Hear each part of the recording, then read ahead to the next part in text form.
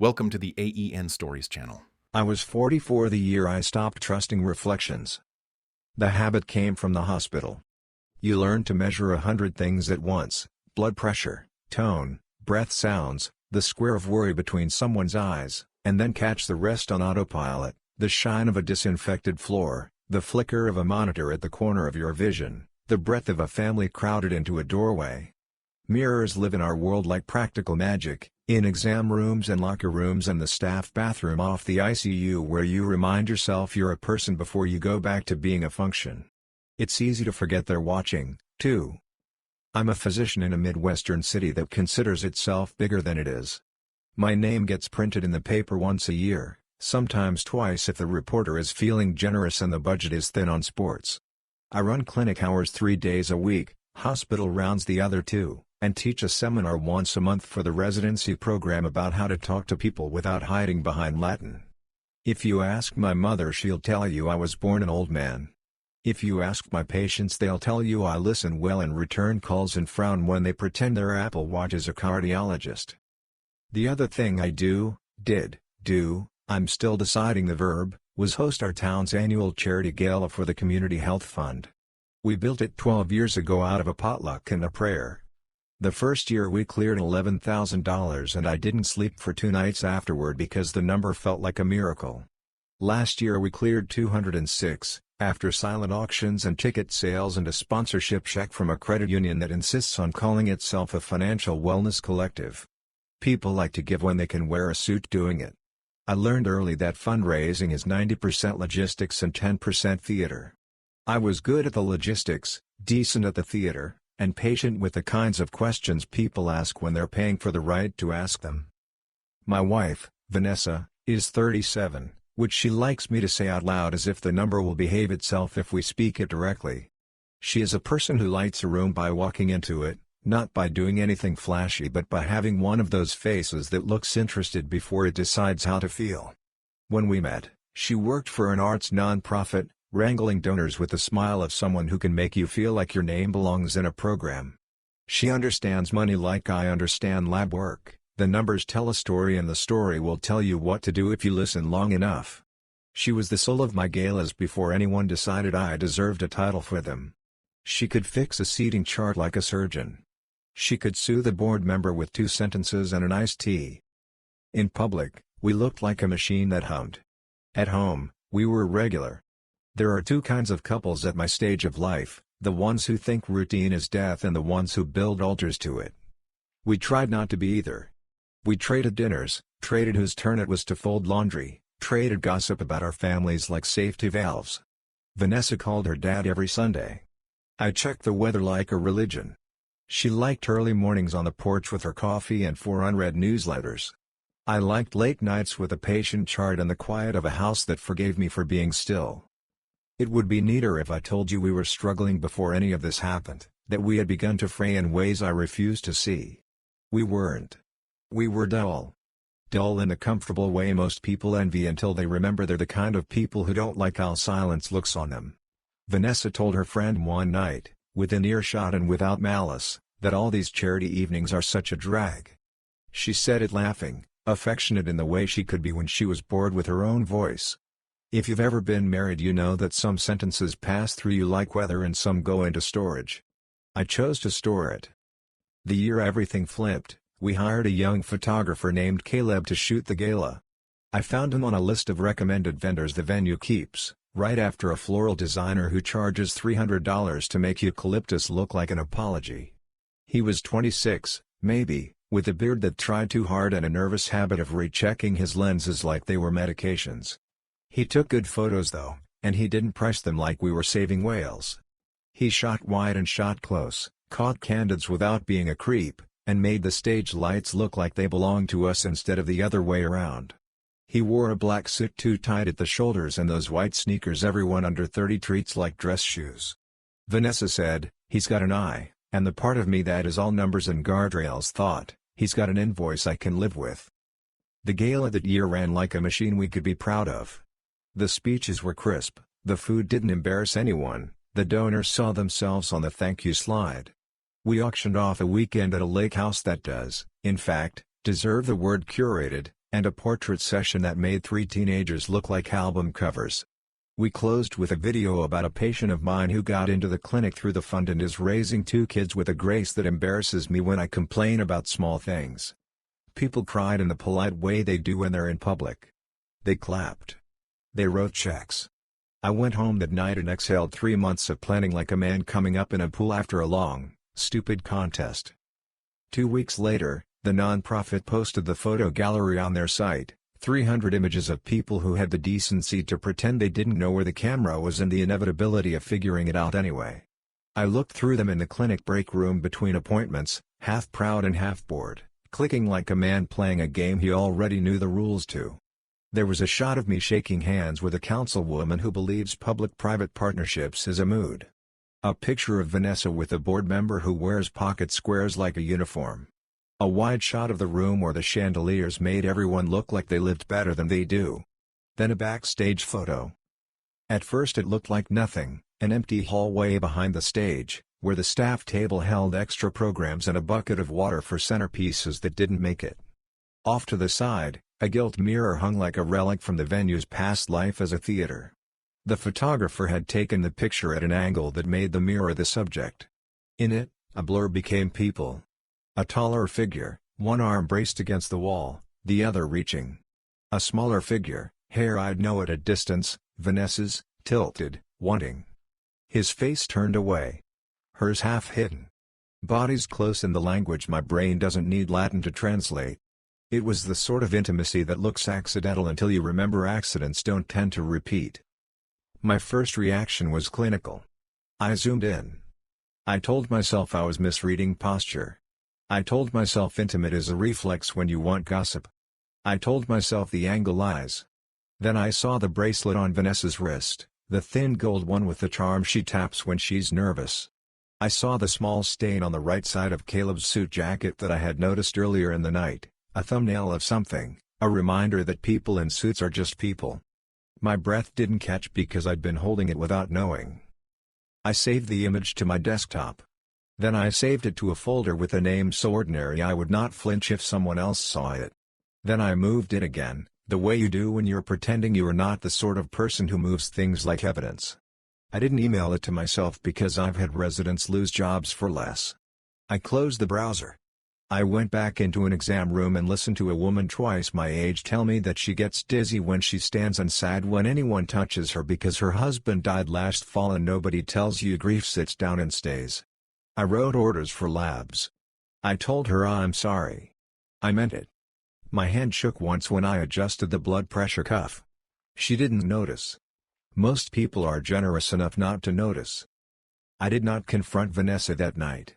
This is where people raise their eyebrows at me in the retelling, waiting for the part where I channeled a soap opera. I've learned, in a dozen rooms where the worst thing that ever happened to someone is happening, that timing is a tool. Declarations feel good. Plans work. I made one. The next month was the kind where you can smell spring and not trust it.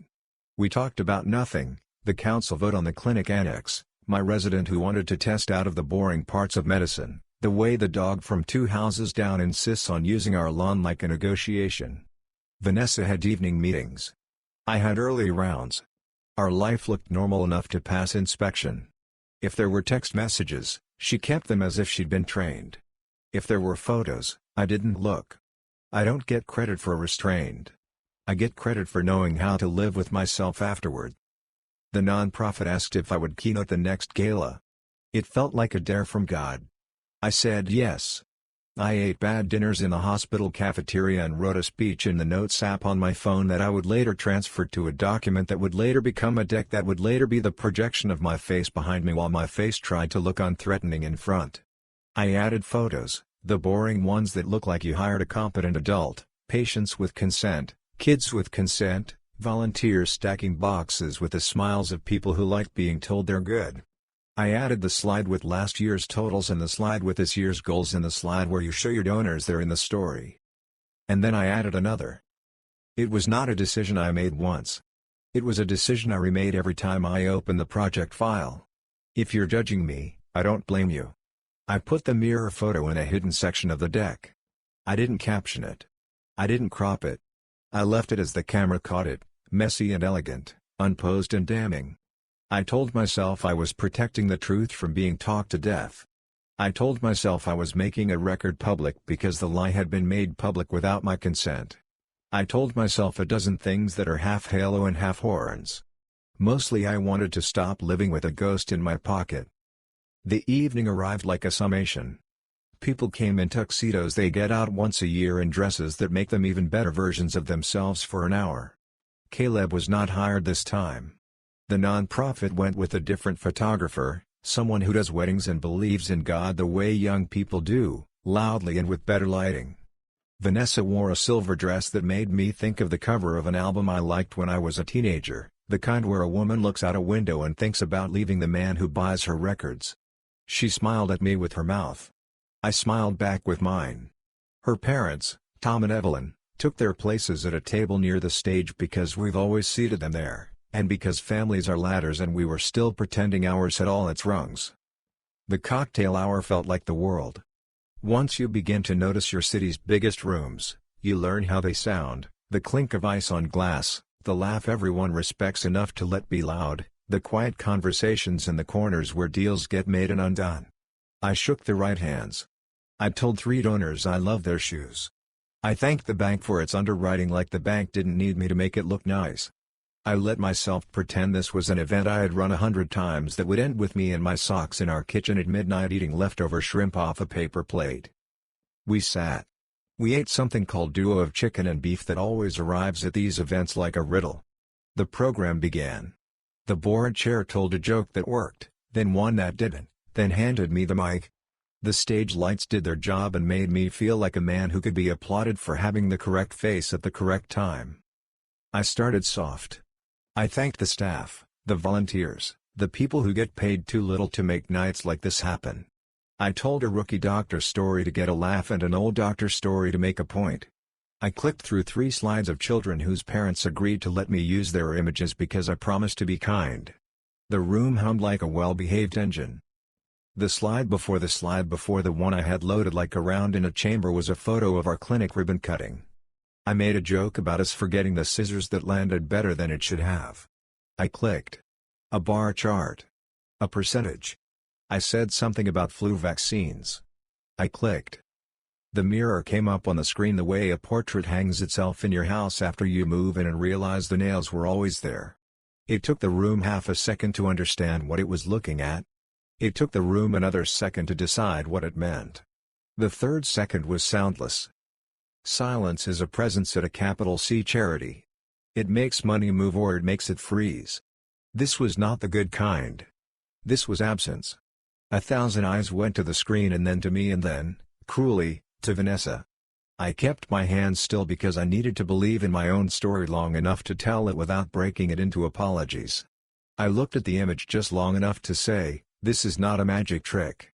I looked at Vanessa for exactly as long as it takes a person to locate a heartbeat in their own wrist. She didn't blink. Her mouth parted the smallest measure. Across the room, her parents lowered their heads in unison like a prayer someone taught them in a church I have never been to. If I had been crueler I would have found the choreography beautiful. I did not narrate. I did not say her name. I did not say his. I did not say, this is what I found when I went looking for money. I did not say, this is who my wife is now. I stood very still and let the image be the whole sentence. Then I clicked. The next slide was the donor wall. A handful of people exhaled like surf. The lights took a breath. I finished my talk. It was better than it deserved to be. Or worse. I don't know anymore how to judge. The applause came late and long enough to be polite, short enough to be honest. The program finished because programs are trains and the conductor can't break the schedule just because one passenger found a bomb. People left quickly. They did not say less. They said nothing.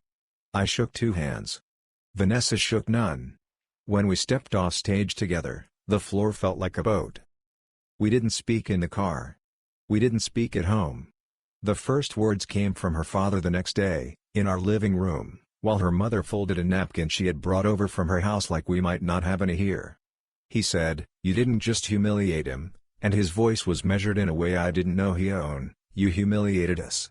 He looked at me and I looked at the floor because I couldn't decide if I had humiliated them, too, by deciding to make the image public. "You shamed the family," he added, and I thought of the word family like a room you pay dues to enter. I stood there in my own house and realized I had picked up the membership card and ripped it in half in front of the bouncer. Vanessa started to cry in the way she cries when the lid is on tight. A thin line down each cheek, no noise, controlled like a faucet she tolerates but does not like. "I don't have an argument," she said to her parents, to me, to the air. "I have excuses and I won't insult you." She looked at me. "I knew you saw it when you started checking the gallery without asking me to look with you," she said, "which is not fair and perfectly true. We know the small ways we abandon each other long before the large ones." We talked practical things because grief changes none of them. We called a lawyer. 2, in fact, one for each of us, not because we were at war but because we were awake. We notified the board chair, who said what board chairs say when they're trying to be both your friend and your chaperone. I got 3 emails from donors in the next 48 hours, one that thanked me for my bravery, one that asked me to keep personal matters personal, and one that said only, "I'm so sorry for the ways we live our lives." I love the last one because I couldn't decide if it accused me or absolved me, and so it felt like my life. People ask me, when they're drunk or when they think we are close enough to be honest, if I regret putting the slide up. The answer changes depending on the hour of the day. In the mornings, when I am sober and my hands are good at their work, I think I should have protected her from the spectacle. In the middle of the night, when the house is all refrigerator hum and the soft disapproval of the heating system, I think I protected myself from going mad by refusing to be the only person in the room with the truth in my mouth. On Tuesdays at clinic, when Mrs. Alvarez brings me a bag of oranges and tells me her son got a job at the auto shop, I think I would like to be the kind of man who never uses a stage as a weapon. On Thursdays, when a young resident asks me how to tell a patient something that will change their life and still make them feel like they have won, I think maybe the slide was the only sentence that could do the work I needed done. Vanessa left our house for her sister's the following week. The leaving looked small: a suitcase, a box of shoes, a garment bag with the dress she will never wear again because we live in a culture that does not forgive accessories. Her mother came with her and stood in the doorway while she packed like a bailiff standing witness. I offered to help and then put my hands in my pockets because holding a thing you do not get to keep is the cruelest job I've ever learned. The photographer, Caleb, sent an email I did not answer. It had 3 paragraphs of apology and a request to meet and talk. He is young. He believes anything can be fixed with the correct number of sentences. His Instagram account went private. He will recover. That is not cynicism. It is arithmetic. Young men find redemption arc adjacent projects like ivy finds walls. The town did what towns do. Half the people pretended nothing happened. They smiled at me with their lives and asked about my mother and told me about their knees. The other half smiled too much and stopped me in the aisles of the grocery store to whisper, "You don't deserve this." I would like to believe them. I would like to resist the urge to hand them a list of my faults with a pen for their corrections. Work saved me. I don't know how to live without the structure of sick and well and all the choices between. I added an extra clinic hour on Wednesday afternoons for people who don't fit in the 9-to-5 world because the world never fit them. I started walking to the hospital from my house again, the way I used to when we couldn't afford a second car and the air felt like a favor. I stopped checking the nonprofit's website because I don't need to watch my own crash from another angle. I met a volunteer named Jamal who runs the food bank like a cathedral and reminds me why we do any of this with a sentence my grandmother could have said, "Because we can." About a month after the gala, Vanessa asked to meet at a coffee shop 2 neighborhoods over. It was the kind with plants that look expensive because they are in a menu that makes you feel like an idiot if you pronounce anything wrong. She wore a navy sweater and no ring. I ordered coffee like it might be medicine. She ordered tea like she was practicing an apology. "I wanted to say it to your face," she began, not in a letter where I could pretend I meant something I don't. She held her cup with both hands. "I am sorry," she said. I believed her. Not just for doing it. For choosing to be bored and call it fate. For deciding to be small because small was easier to feed. For not believing you when you told me that the work is the thing and not the noise around it. She smiled without looking pleased. "I know you are angry," she said. I know you also are kind. I do not want you to spend either on me anymore. I said something about forgiveness being a verb. I said something about time behaving differently in public than in private. I said something I had practiced for 3 nights and still botched. She reached across the table and then stopped because we are grown and there are rules. Do you hate me?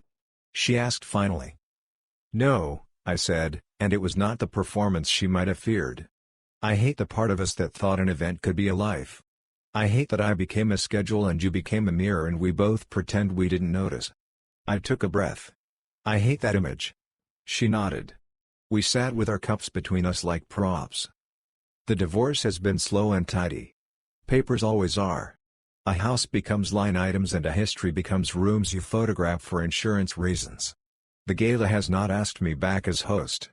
I send a check. I sit at a table near the back with Jamal and 2 nurses who keep everyone alive and have no patience for speeches. If the camera finds me, it finds me in profile, which is the angle I prefer now because it admits more than it argues. I promised myself I would not become the man who turns pain into performance without learning something about why it felt so good. Here is what I think I know: spectacle is a cheap currency that spends well and buys little. Truth is heavier in private. Silence is not always noble. Sometimes it is complicity disguised as manners. Sometimes it is mercy. I do not know which I chose.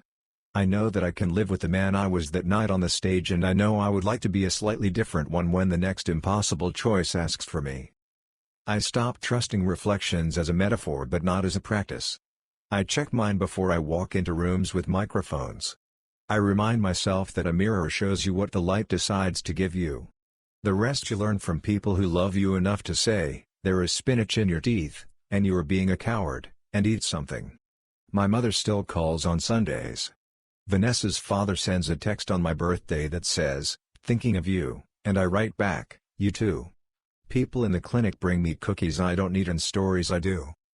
Once, late, walking past the old theater that hosts the gala, I paused at the side door where staff smoke and donors pretend not to see them.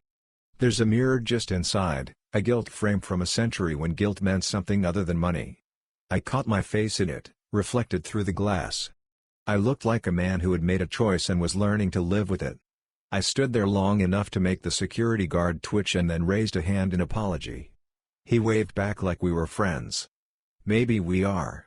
It felt like the right kind of theater: 2 people, a door, a reflection, the city humming around us, and the sense that, if we keep showing up, we might still deserve the rooms that forgive us while we figure out how to be decent in them. Thank you for listening my story. If you want more raw, real, and gripping stories like this one, subscribe to the AEN Stories channel. Your support keeps these stories alive.